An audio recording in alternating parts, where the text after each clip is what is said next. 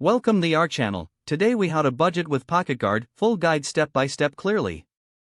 To begin using PocketGuard for budgeting, download the app from your device's app store. Open the app and create an account by providing your email and setting a password. Once logged in, follow the prompts to connect your bank accounts securely.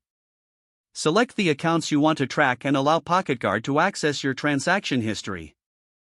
After linking your accounts, PocketGuard will categorize your transactions automatically.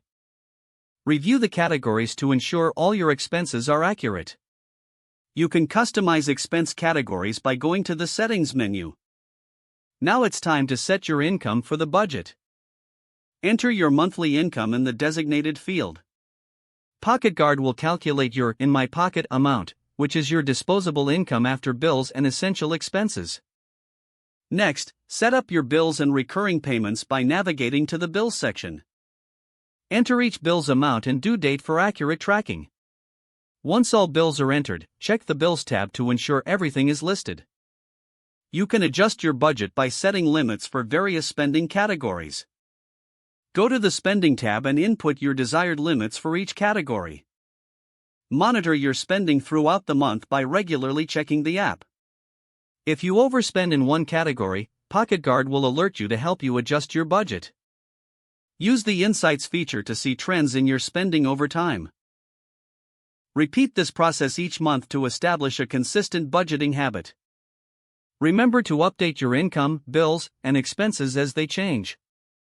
Finally, review your progress at the end of the month to identify areas for improvement. If the page does not load, refresh the browser or try again in a private or incognito window. Make sure you are using the correct email address, then retype it carefully to avoid small typos.